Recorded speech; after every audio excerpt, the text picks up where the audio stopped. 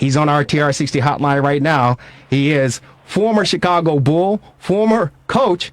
He is Bill Cartwright, joining us on the Rewind Sports 60 on this Mother's Day. Bill, how are you? I'm doing great. I'm out here in San Francisco cruising. You're out in San Francisco cruising? Well, I'm driving my car. Yeah, yeah. You know what? It's interesting you said that. Now, I correct me if I'm wrong, but this was a few years ago. I live out in the northern suburbs, and I thought I saw you. Correct me if I'm wrong. It could have been a drop-top Excalibur, a vintage car vehicle, and I thought it was you. I blew the horn at you when I was driving by. Driving down Dundee Road in the northern suburbs a few years ago outside of Chicago. Does that sound accurate? Excalibur? Well, some type of vintage car. Yeah, well, I can see you're not a vintage guy. Actually, I do have a 57 Chevy Bel Air. That perhaps could be it. But you're obviously not a car guy, because there's a big difference between an Excalibur and a Bel Air. Yeah, there's no question about it. There is a big difference, but I can be honest with you. I was probably more in awe of the fact that I saw Bill Cartwright driving down Dundee Road in the northern suburbs with a drop top, as opposed to checking out the vehicle that he was in, because you turned the corner just as I spotted you. So forgive me for not recognizing the vehicle that you were driving in, but I certainly believe that was you driving it. Well, there's no worries. You know, if you're a car guy, you would notice the car first. So. You got it, brother. You got it. That's definitely okay. There you go. I appreciate it. If it wasn't a Mercedes, then I kind of didn't pay too much attention to it. Hey, Bill, thank you so much for taking some time out on this Mother's Day to join us. We really appreciate it. And, of course, we certainly, myself, along with the marvelous one, Dan Marver, we want to we invited you on because everyone, especially on Sunday evenings for the past 3 weeks or whatever, we've been talking about The Last Dance and the Dynasty Chicago Bulls. And, of course, you were part of the Dynasty in the 90s. You guys are rock stars. You were the Beatles, and you owned the world. And, of course, you were a key figure as far as winning some of those championships. What was it like during that time in the 90s when you played in New York, the Big Apple?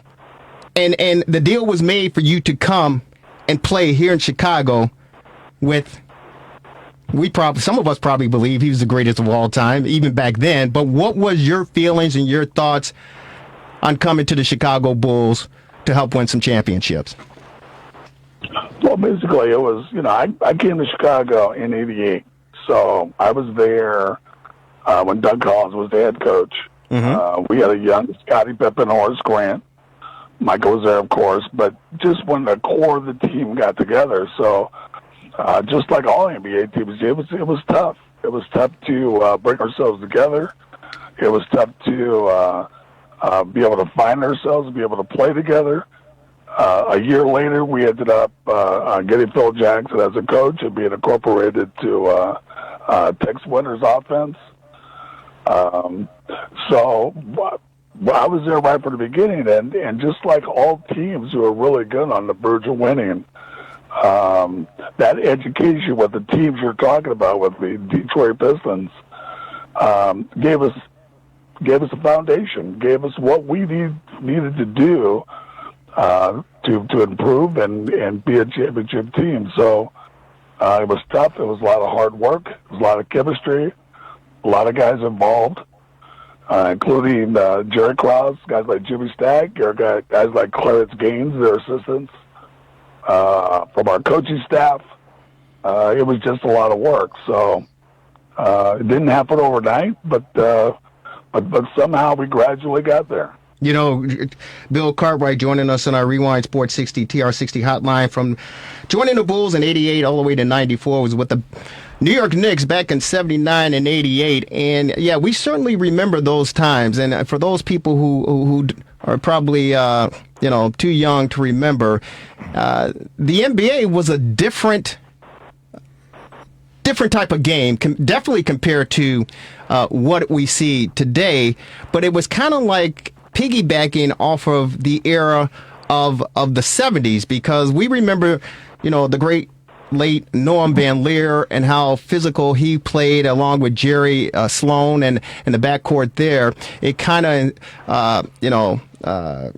echoed what Chicago represented. But then this Michael Jordan character comes into Chicago. He learns the mentality. And here's the deal, Bill. Chicago, as you well know, is known as, the gangster town, Al Capone. And I hate it, but I understand it. And I think when Jordan came to town, he felt that vibe from the Chicago people, from the Chicago fans, and it was pretty much right up his alley. So when we played the New York Knicks, when we played the Detroit Pistons, we weren't necessarily on the same level, but we brought this gangster attitude, or Michael Jordan brought the gangster attitude to the game of the NBA. Did you sense any of that in playing with him when you came to this team in '88? I'm not really sure of the gangster attitude, but what I did really see was that because of the style of play that we had, it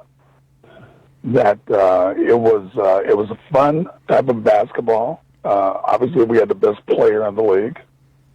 We had a young Scottie Pippen. We had guys like B.J. Armstrong, Will Perdue, Stacey King, Scott Wayne. So we had a lot of young guys who were good in their time. So we played a fun style of basketball. I feel like so we gave the city something to look at, something to be proud of.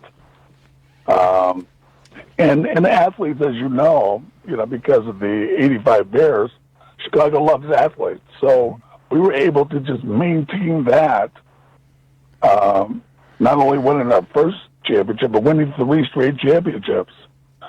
So I think it was more what the city represented, and it was positive. And you're right, it wasn't a gangster type of a situation where it was bang, bang, shoot 'em up. It was something to be proud of. It was guys are representing the city and representing it the right way. So it was great. The reason I use the description or example as far as the gangster mentality is concerned, and we'll get into this conversation, if you feel comfortable with it, is the fact that the bad boys, the Detroit Pistons and Isaiah Thomas, who was the ringleader, it's my opinion that back during the day, and you can correct me, but it's my opinion that David Stern kind of, in the league, wanted a type of bad boy image.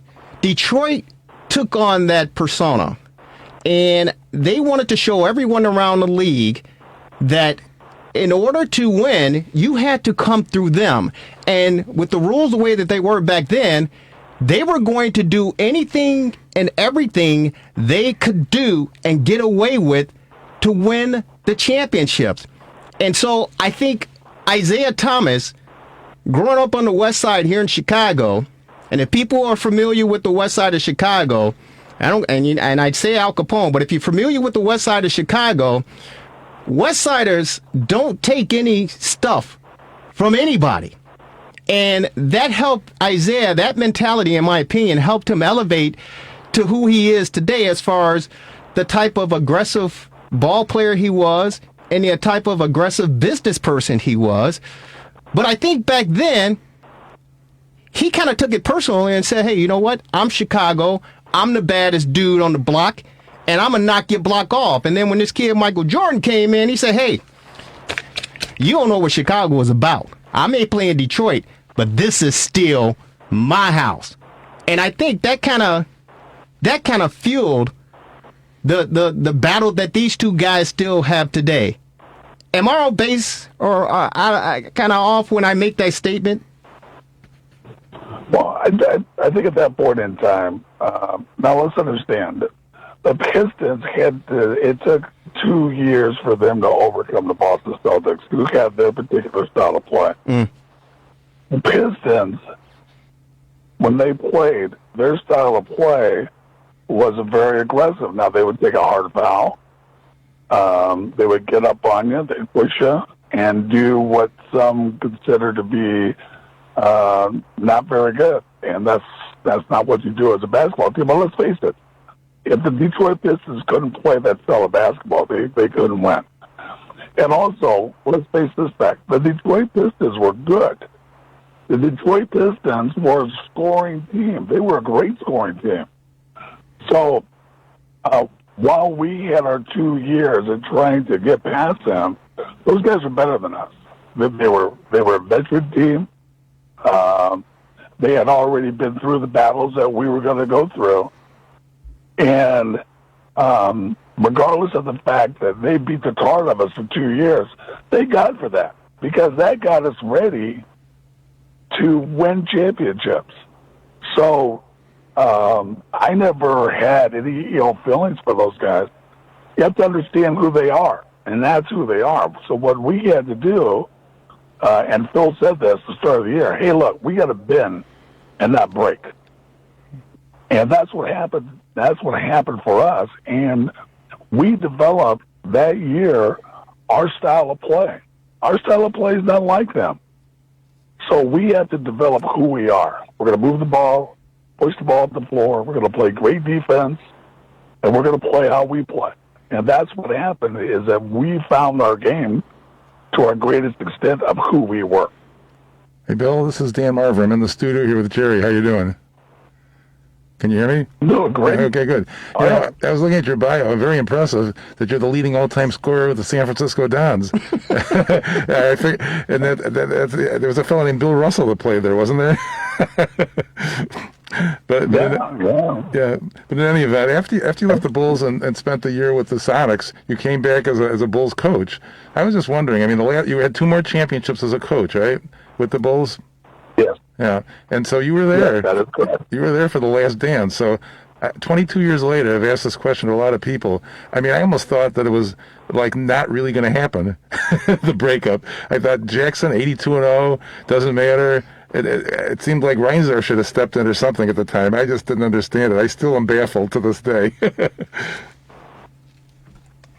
Well, look, and this is the interesting thing that happened, is that none of us own the Chicago Bulls. There's only one guy that owns that team, and there's only one guy that makes the ultimate final decision. So our GM, Jerry Krause, he can make a lot of recommendations, but I can promise you he makes no decisions. So as this goes on, and you understand from this last dance, there's got to be a good guy and bad guy, and I guess Jerry Krause, I guess he's the bad guy. So interesting. Yeah, I'm not the bad guy. I'm the real guy. The real guy, exactly. Yeah. So it's just really interesting. This last dance, I think for the hardcore Bull fans, they'll enjoy it. They'll enjoy watching it. They'll be able to have access to the planes and the practices and conversations.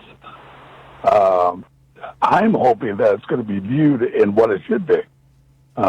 Extraordinarily positive, extraordinarily special, and something that may never happen again, and not in this soap opera, Kardashian style of thing that's going on right now.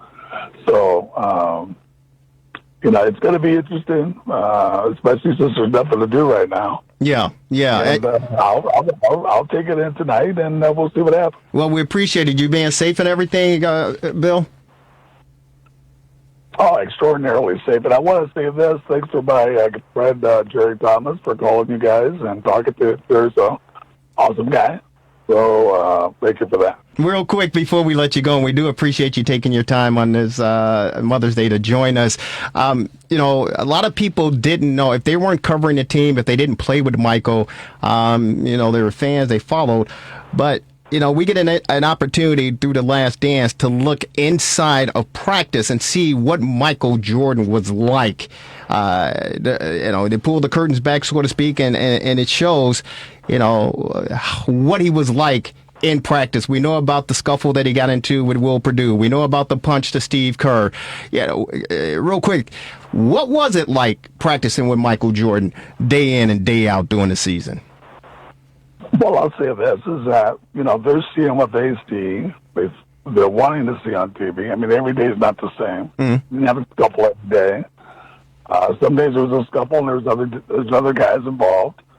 That's just playing basketball. So for us, it's no big deal.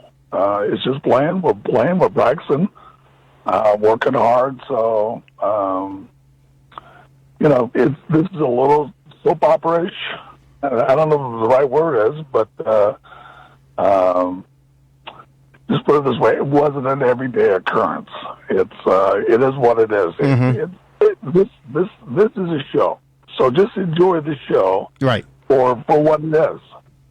Well, it's unfortunate because I've seen some, there are haters out there all the time, as you well know. There are people out there that are trying to knock everybody off their pedestal once they rise up to that. And it's interesting, some of the reports and some of the things that I've heard, during the past few weeks regarding The Last Dance, where, people were, well, Michael Jordan was this, or he did that, and he did this and that and the other. And I go, first of all, for him to, we say it's a great life, but, to be in the bubble the way that he is, everybody's got a breaking point here and there. But Michael is the way that he is and was the way that he was because, and he said it, I have a competitiveness problem. That's my problem. Gambling enough, he competes against everything. Without that nature of competition, the Bulls don't have 6 championships, do they? Well, not with him. No, we don't. But at least what you like to say about Michael is that he's responsible for himself, and whatever happens, happens. So.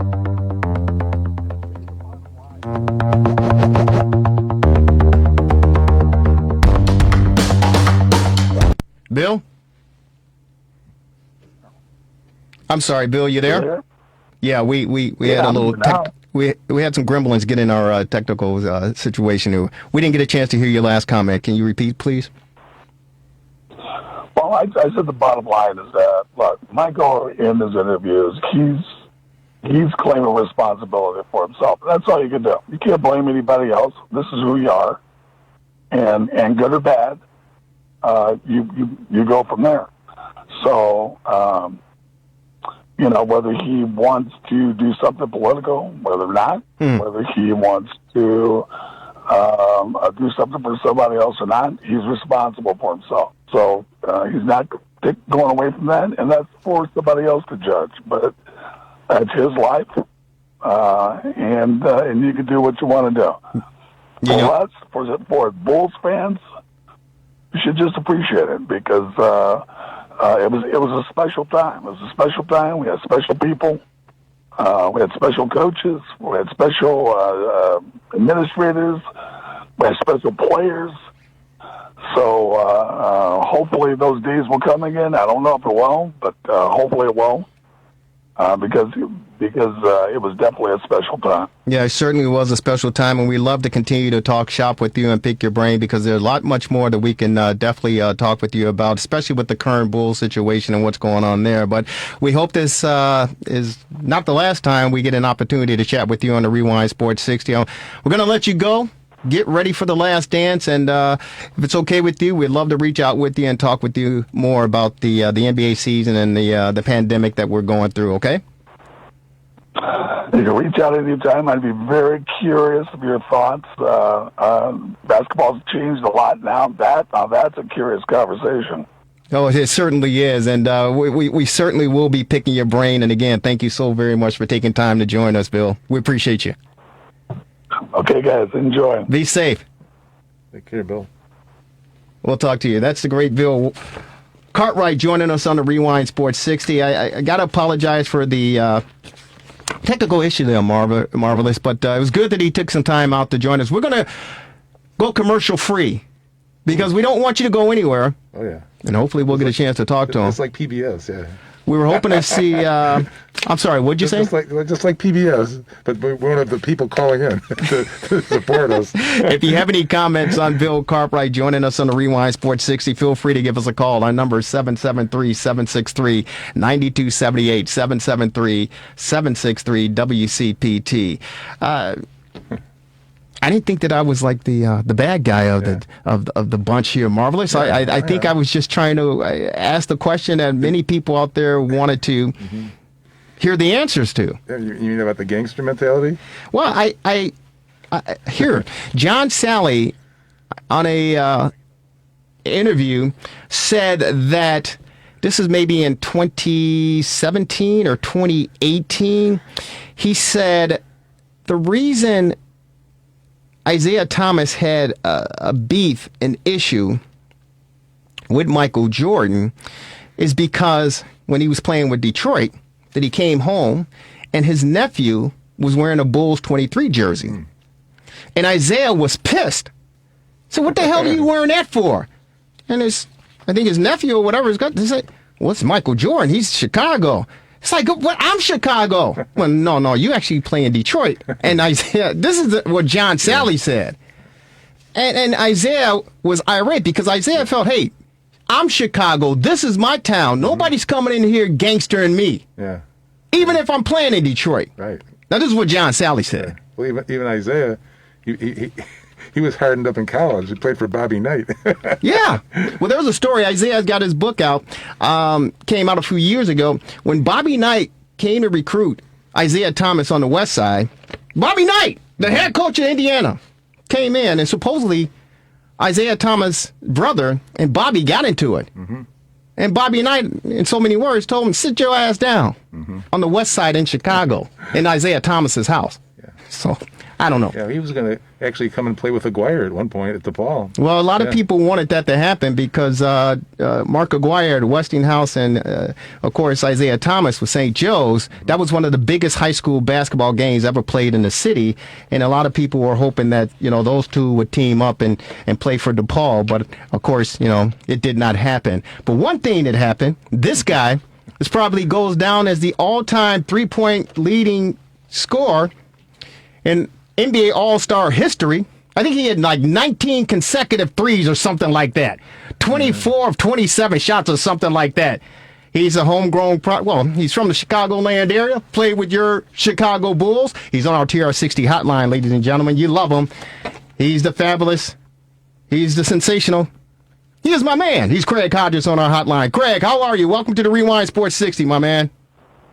I appreciate you, brother. Peace and blessings to you and your listening audience during this crazy time, man. Hope all is well. Thank you so very much. And I think everybody is trying to stay as safe and well as they possibly can. This is the fastest hour in sports conversation, Craig. You and I have talked many times in the past few years. We don't have much time to talk about so much that's going on, but we appreciate you taking your time on the Mother's Day to join us on our show to talk Last Dance, man. And, I believe you've been making your media rounds the past couple of days or whatever regarding your comment that you made. And I got to tell you this.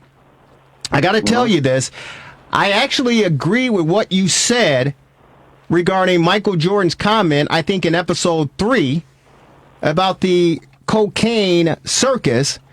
Because when I heard Michael Jordan, he came into the league and he said he went to the hotel, he was in a hotel when he went to knock on one of the players' door and he heard all this commotion going on and half the team was in there partying.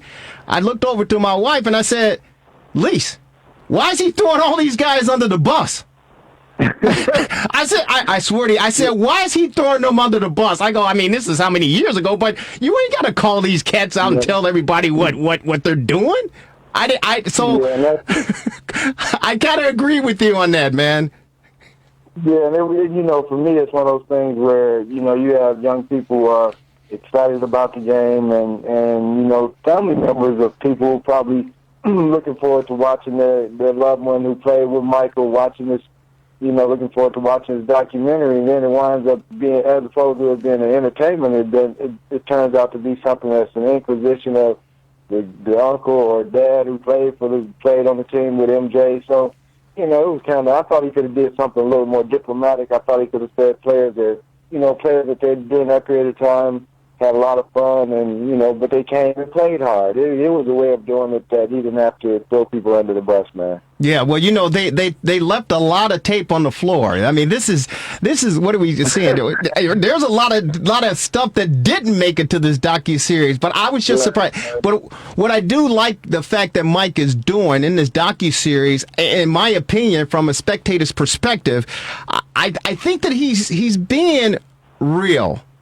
I think that he's opening up himself to something that he normally hadn't done over the years, so I like that side of Michael to show people, hey, I'm just as real as any of you guys. I just happen to be this guy that's very talented and had the success. So I do like that aspect of what he's presenting and unveiling in this docuseries. Yeah, I understand where you're coming from, and like you say, to a degree, it's cool that you get some eye-opening facts and that kind of thing. But at the same time, I feel like at this point in his life and career, I don't, money isn't the issue. I just wonder what is the motivation behind how you throwing people under the bus, man, and just how, like you said, you knew some people aren't going to like you after it's over. I don't know if it's so much from your openness or if it's from you throwing people under the bus from your openness. So for me, it's just a matter of saying, at this point in time, there's a lot of other things that need to be taken care of. And I remind people that this is entertainment, and that we have a lot of things going on within the world and within our communities that we have to, get solutions to. And that's where my mind is. So I'm watching it in somewhat a critique mode, but always with the eye of it being entertainment and commerce involved. Hey, Craig, this is Dan Marver. I'm in the studio with Jerry. How you doing? I'm doing fine. Great. I loved your book, Long Shot, The Triumph and Struggles of an NBA Freedom Fighter. A lot of good stuff in there. Yeah. Including, of course, the famous White House visit and a number of other things. But I wanted to ask you, being a player and then looking at it, I ask everybody this, and 22 years later, I tell everybody, I just can't believe that it really happened, that they broke the team up. And the last dance you're going to see, it didn't matter if Jackson went 82-0, Krause said. How can that be? That doesn't make any sense to me. And then for me, the way I'm looking at this thing is, it's dead man tells no tale, man. So when we look at how much he's being put on Jerry Krause as him being, being the person that did or whatever, and some of that I'm like, how can the general manager outweigh owner? So if the Bulls go 82-0, how could Jerry Reinsdorf break it up? That's what I'm looking at more than Jerry Krause. Well, it's interesting because allegedly, Jerry said, Jerry Reinsdorf supported Jerry Krause, obviously, and said, most of these players, after winning the title, the second three-peat, were on their last leg. And he felt, that was probably the best time to dismantle and break things up because of the grind over, just winning one championship is a grind in its right. And to come back and win a second three-peat, he felt that most of the players on the team that, they didn't have enough left in the tank. So it wasn't a bad business move to make and breaking up the team. Yeah, and I look at it, I understand where he's coming from, try to get the best bang for your buck, let's have a firehouse sale or whatever you want to call it. But for me, and looking at it, when you understand how to win, you understand how to win, and that you have enough veteran players who have enough left in the tank that you can start to shovel in guys to be able to maintain, the solidarity of a unit that can go out and win. And once again, he rolled the dice, he broke the team up, and haven't won anything since. So it's kudos to breaking up the squad, I guess. So yeah, so Craig, I know that there was some feelings after you left the Bulls that you were blackballed. What was that all about? Well, the fact that you can leave a game and be a world champion 2 times over, a consecutive 3-point title, won it 3 times in a row, and have that under your belt, and you're only 32 years of age, and no one would even talk to you.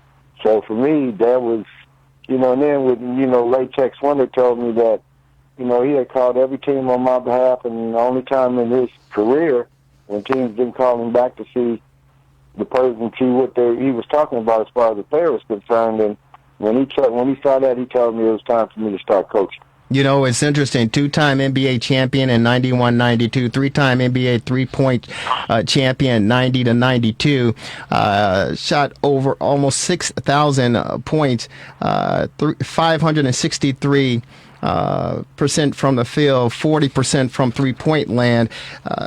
You know, you were more or less the Colin Kaepernick of that era. And I know a little bit of history about, you know, Craig Hodges and you know, who you are as a person off the court. But do you think during that time that, and any time it's important, but do you think during that time when you made the statement, both physically in your attire going to the White House and verbally, because you approached Michael Jordan and Magic Johnson leading up to the championship to say, we need to make a stance. Did you ever think, hey, maybe I need to step back from this, evaluate it, and pick a different time to make my statement? You know, and that's the thing, man, is that to whom much is given, much is required. And when we get on the professional level, I think we've been blessed to be able to do what we can for less fortunate people, man. So for me, it was a no-brainer. And as far as, you know, letting people know what's going on with the struggle of poor people of color. And that's what the letter was about. When I went to the White House, it wasn't about trying to embarrass anybody or trying to that the dashiki was a point of protest. That not at all. It was, you know, this is the garment that I'm supposed to wear, the descendant of African people, when we go to our regal events, and that was the most important event I've ever went to in my life. And I wanted to make sure that at that time that I was going to be able to represent, you know, that portion of our world that's not being, you know, represented, man. And, you know, being able to do it after winning the championship was a great thing. So for me, it was one of those things that it had to be done. But at the same time, I realized afterwards that it was going to be some repercussions from it. And at the same time, it was going to be something that my family was going to have to struggle through. And at the point of time that I was doing it, I didn't consider that because I felt like my stats and everything else was well enough for me to get another job. Yeah, you know what? It's interesting. We're on with the great Craig Hodges, former Chicago Bull basketball player, three-point shooting champion, homegrown product of Chicago. That's the one thing I think that many people, and maybe is that what shied some of the players or some of your teammates away from you, is the fact that, you know, yeah, they may privately feel and agree with what you stand for, but to jeopardize their reputation and to jeopardize their livelihood, they say they probably step back and say, hey man, you know, you got to handle this on your own. Right, and you know, you look at that, and you know, once again, the conversations that I would speak up publicly, players spoke up openly in the locker room and other places, but they wouldn't do it openly to the public. So it's one of those things that, you know, it happens, man. And for me, and looking back, I feel blessed to be able to have carried the mantle during that period of time of when it wasn't social media, it wasn't popular, it wasn't an event, so to speak. So it was one of those things that was necessary during that period of time so that, you know, keep the movement going, man, until the next person or persons can pick it up. And that's where we are right now. Everybody has to pull their part, man. Yeah, you're absolutely right. And, you know, I hope that, you know, young folks listening in and can learn a little bit more about who you are as a man and who we are as a people and start doing some good things, some smart things, and doing the right thing. Before we let you go, and we really appreciate you taking time out on this Mother's Day to join us, brother. We really appreciate you and we support you 100%. My question, we had Bill Cartwright on, and we talked about the Last Dance and, of course, the feud between Michael Jordan and Isaiah Thomas. And I don't know if you heard me when we were talking. I said I believe one reason there's a grudge between Isaiah Thomas and Michael Jordan is the fact that Isaiah, you know, we Chicagoans, man, we you know, we love this city, and a lot of us will die, you know, because of what's going on. Isaiah Thomas grew up on the roughest part of the city, that of course the West Side, and Michael Jordan came in here and he became, you know, the beloved figure. And I don't know, man, did Isaiah take a little bit of offense and say, hey, wait a minute, this is my town. I'm the basketball god in Chicago. I earned my stripes on the West Side, man. You can't come in here and gangster this town because this is my town, and I don't care if I'm in Detroit or not. Yeah, you know, it's one of those things where, like you said, Isaiah from the West Side, and then MJ being somewhat of a carpetbagger coming to take over the West Side, and you know, and the people in Chicago embraced MJ right off the plane, man. So it's one of those things where it was going to be a public rivalry for who has the most sentiment and who has the most love coming from Chicago. So I could see Isaiah being somewhat salty, but he had, you know, in all honesty, he understood. I'm sure he understood the fact that, you know, the rivalry between us and Detroit was so heated, and him being on the Detroit teams, that it was going to carry some weight with the Chicago fan and the Chicago populace. So he understands the rabid fans that Chicagoans are. So he just has to come in and get in when he fits in after his career is over, and I think the people of Chicago have accepted him back pretty well. Well, we love Isaiah. We love Chicago, but hey man, the number one question is, the big question is, and we saw in the docuseries, and Michael's like, hey,